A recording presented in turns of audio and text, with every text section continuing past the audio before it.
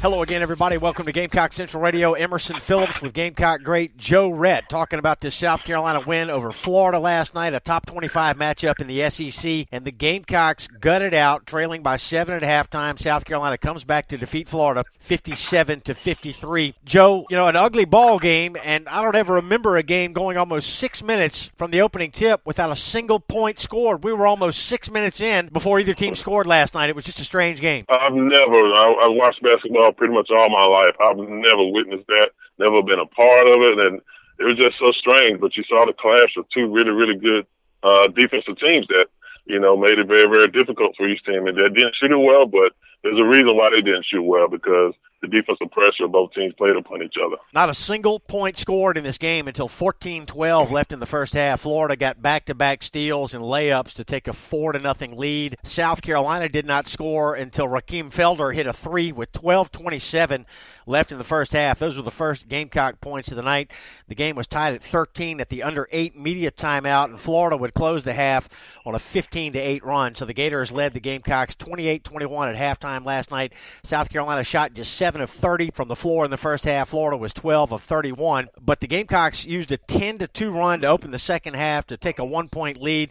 The Gamecocks held Florida scoreless for almost 6 minutes at one stretch during the second half.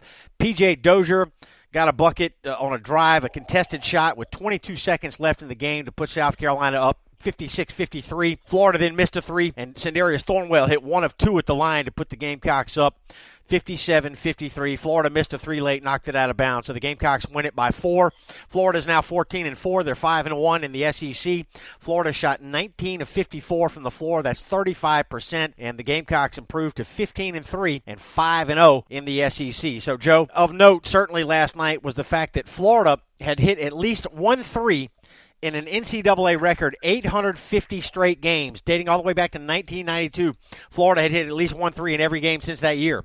But they were 0 for 17 from 3 last night. Joe, we've talked about the Gamecocks' ability to defend the three. South Carolina, one of the best teams in the country in that department this year, and that really showed up last night. Oh, it really did. They knew that the Barrett kid can come in. I don't realize why this kid don't start. He's been playing really well. Maybe he decided he wanted to come off the bench, but he's one of their premier three-point shooters, and they really crowded him and made it very, very difficult for him throughout the game, especially at the end of the game when he had the chance to cut it between, I think, to 1 point several times. We shot a couple of threes. But defensively, man, we are so awesome and so aggressive, and we just make it so difficult for everybody. There's different reasons. This Florida team was a good three-point shooting team, and they had some big guys inside. And with our defense, they try to put so much pressure so they won't allow easy passes inside, and a lot of pressure so they won't get open jump shots. If you're going to make shots against this Carolina team, you're going to have to really, really make some tough shots. Sendarius Thornwell had 20 points last night, 5 boards, 2 steals for Thornwell. It was his 6th 20-point game of the season. Thornwell had 20 of the 57 for South Carolina last night. Joe, he seems to thrive in these type of ball games. Defensive struggle, but Thornwell not phased. He still dropped 20. Well, that's what you want out of a senior. A guy that's been through the ropes, a guy that's been here 4 years with Frank this year so far, throughout his coaching career here at South Carolina.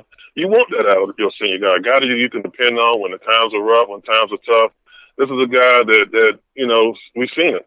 I think those 3 losses that we had, I think we would have won those games. I truly believe that.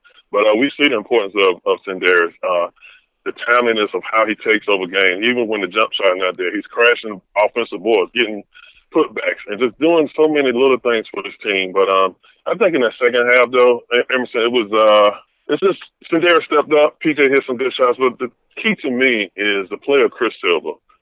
He has to realize how important he is to this team. Some of those careless fouls that he gets in the first half, we don't need him. We don't need another assistant coach on the sideline. We need him on the court. And once he realized how important he is and how to not foul, you want him to stay aggressive, but we need him on that court. And I think, especially for the start of that second half, when he made some key baskets, and defensively, I think that 4th foul that they gave him, that was just a horrible call. But outside of that, he played extremely well. He opened up some things by making some. They was able to go to him in the post on last night, and was able to open it up for the guards on last night. Yeah, Silva had 4 points to start the second half, and that sort of spearheaded the 10-2 Carolina run to help put the Gamecocks back in the ball game. Silva finished with 11 points and 7 rebounds, 10 points for P.J. Dozier. Rakim Felder had 7 points, including 2 3-pointers. Mike Kotsar, the freshman, with 5 points and a team-high 9 rebounds. 3 points for Justin Mackey, 1 point for C.D. Keita. So the Gamecocks now 15-3 and 5-0 in the SEC, and we're down to just 2 unbeaten teams in the Southeastern Conference, South Carolina and Kentucky, and the Gamecocks travel to Kentucky for a 6 o'clock tip coming up this Saturday. Gamecock Central Radio, Emerson Phillips with Gamecock great Joe Rhett. We invite you to download the Gamecock Central Radio app. We've got this free phone app that allows you to listen to our podcast for free on your cell phone, anywhere you receive cell phone service. You can get the GCR app on the App Store and on Google Play to subscribe to the podcast. Search for Gamecock Central Radio on iTunes, SoundCloud, and other popular services, or visit radio.GamecockCentral.com.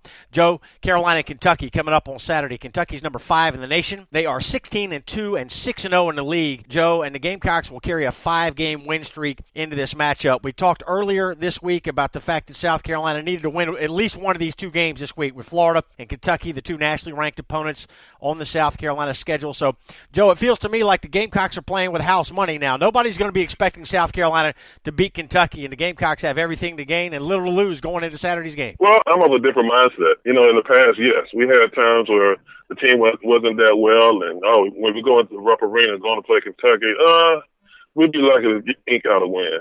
But I said earlier this year, I thought that we'd have a chance in every game, and I still feel that way going into this Saturday's game against Kentucky. I think we really have a good chance. At one, because of our defense, and I don't think we'll shoot 29% again. Again this year, especially not back-to-back. We have our times where we struggle offensively, but defensively, hopefully we can get some easy steals and get out and get some easy baskets. So I'm not, like I said, I'm not in the mindset of most people. I really think that we can pull this one out, because I think this team is set well, it is maturing before our eyes, and it's just nice to see that how these guys are coming together and winning ugly wins like we did last night against Florida. Ultimately gives us a boost and have a lot of confidence going into Saturday's game against Kentucky. Kentucky 16-2. Their losses this year came against nationally ranked UCLA and Louisville, and the Wildcats have reeled off 6 straight wins in conference play over Ole Miss, Texas A&M, Arkansas, Vanderbilt, Auburn, and Mississippi State. They beat Mississippi State on the road on Tuesday night this week. So Kentucky flying high coming in. Joe, they're led by Malik Monk, the top scorer in the Southeastern Conference. How will the Gamecocks go about trying to defend him? It's going to be a multiple guys. Maybe probably put Dwayne Notice, and I think Sindari's probably end up on him.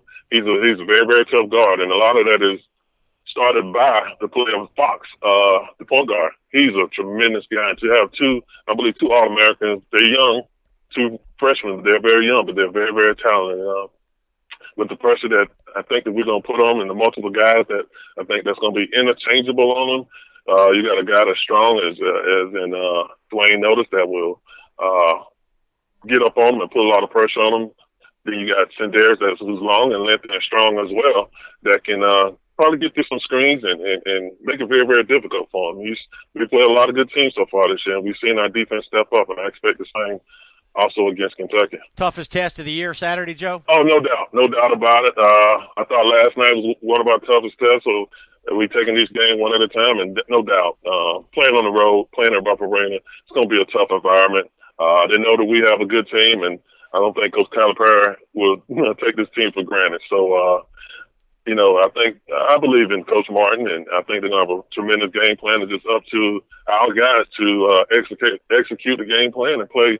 Can we go in and play and shoot as bad as we did against Florida? No, we're going to have to definitely play our A game, play above our heads, and continue the defensive pressure that we had. And I think we will have a chance. Now, like I said, I don't think we'll shoot as bad as we did back to back, but I think these guys will be ready. Joe, certainly wasn't pretty last night, but, man, it feels good to win. Gamecocks 5-0 in the league and a battle of unbeatens on Saturday. Awful fun this year. Gamecocks 12-0 with Sindarius Thornwell in the lineup, and they got Kentucky on Saturday. It's going to be fun. It should be a lot of fun.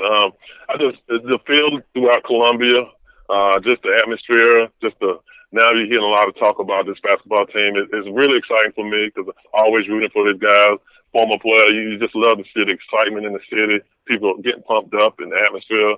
You know, I think last night atmosphere, the crowd had a lot to do with it. As bad as we shot, I think the crowd kept those guys engaged, and they didn't get rattled, and they just, you know, pulled out a win thanks to the great, tremendous intensity crowd last night. Attendance 15,638 at the Colonial Life Arena last night. So we are ready for a 6 o'clock tip Saturday. South Carolina ranked number 24 in the country and moving up after last night's win over the Florida Gators, also nationally ranked, and Kentucky ranked number 5 in the nation as we head into Saturday's matchup. So we got a 6 o'clock tip. The game will be televised on ESPN. Joe, good stuff today. We'll talk more Gamecock hoops with you next week. Thank you. Okay, have a good one. All right, that's my man Joe Rhett, the Gamecock great, and I'm Emerson Phillips. We'll come back next week. We'll talk about South Carolina and Kentucky right here on Gamecock Central Radio. Thanks for being with us.